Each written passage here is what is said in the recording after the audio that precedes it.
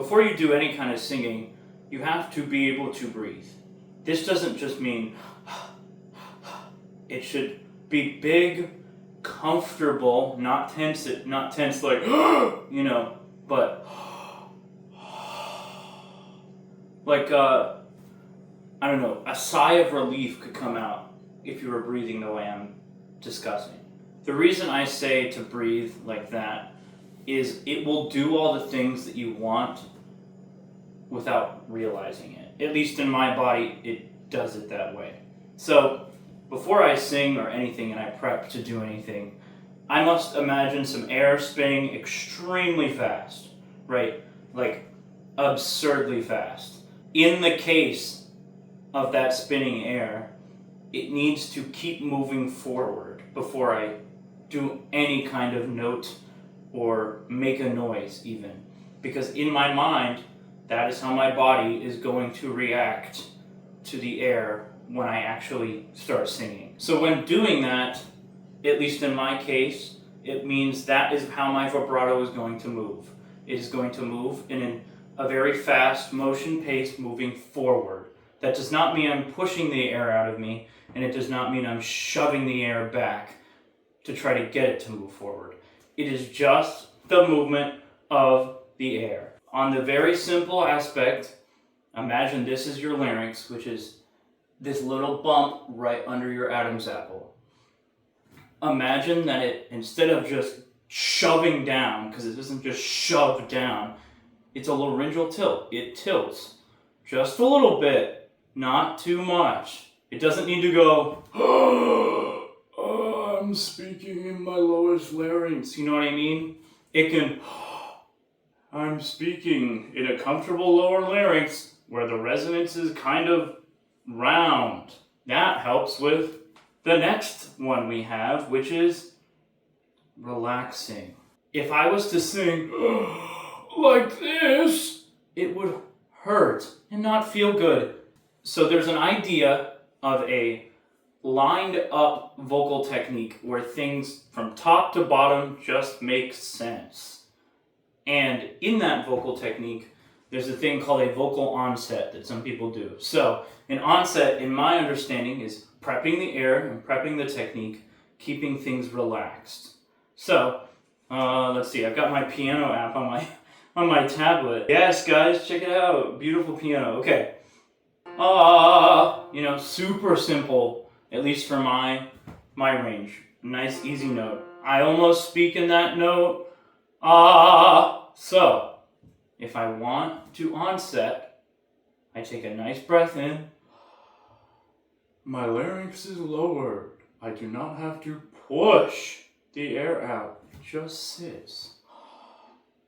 When doing that, the way I like to think about it and easily explain to others is right here is your rib cage area, right? You've probably heard singing from the diaphragm, but singing from the diaphragm is actually controlling the muscles under the diaphragm. So when doing that, my prep is I feel like I have wings that have expanded. Now imagine I'm a bird flying through the air, right? And my wings immediately collapse. I'm not going to make it very far as a bird. But in this case, I'm not a bird, but I do need to still hold as long as I can. Not hold as in, but hold as in, it's like a pudgy, bouncy feeling. And that also helps create that sensation of air going, you know what I mean? So,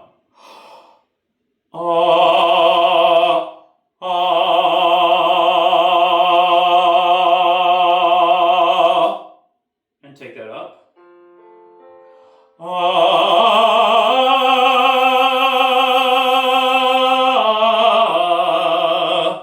It's D, E, F. Is I like to start shifting where the sound feels like it can go. Not that I'm going to place it. I'm not just going to move the sound. The air is going to be released in a further direction. In my honest understanding in my body, it feels like it releases back and up. Then, when I get into the extremes of my range, like a knife, like the word egg, but my tongue protrudes just a little bit out. It feels to me like my tongue is doing this, but it's not. It's just sitting right on top of my teeth. The reason I'm placing it on top of my teeth is so when I do open and release my jaw a little bit more, but open it a little bit more, the tongue sits right behind my teeth in the same position it was just in the eh. So,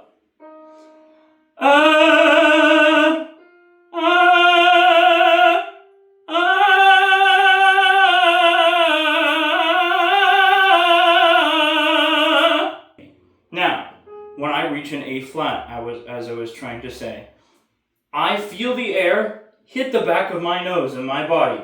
It hits the back of my nose. And if I want to keep going up, I go just a little bit more. And then the air suddenly, when I get to about B flat, B, C, it suddenly reaches my forehead. So it's been here and then it woo! And then to keep it in that space, I must imagine that the air is in my forehead. When it is in my forehead, I then must keep it in that space, go over and back down, allowing for the sound to hopefully not crack. But sometimes it does, because that's just like normal things that happen. Okay, I'm going to try that. I'm just going to try up to the A flat.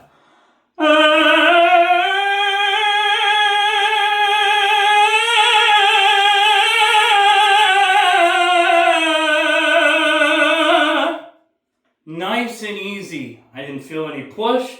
It might look like on my face that I'm doing something weird. It's just me focusing. Nice and easy, right up to the B flat.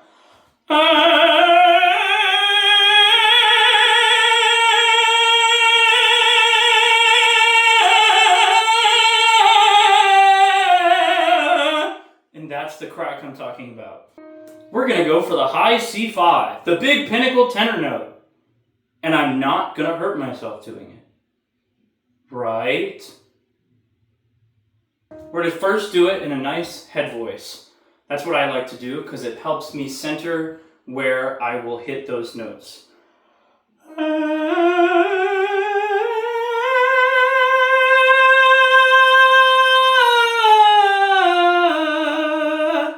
Nice head voice.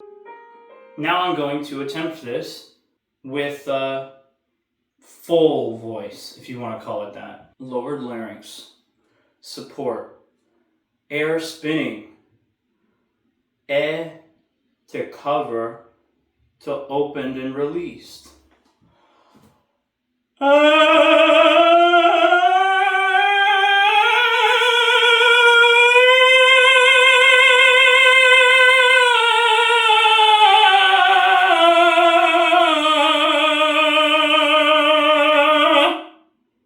And just like that, we made it!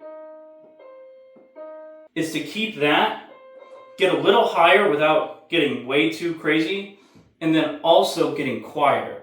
That will allow resonance to really pop, and I can already be in that position to get out of it. The way I describe it, and the way I'm at least understanding it, there's a video of Pavarotti, which I will play now.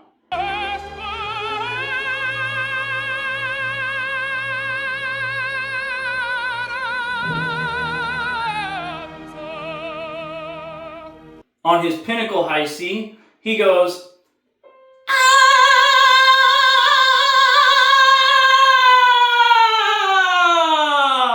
He is so far up into his resonance, and his resonators are moving, that he doesn't have to push it, because if he pushes it, it's going to sound like, ah!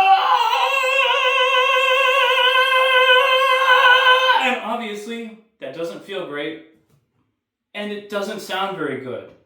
Nice C arpeggio on an eh.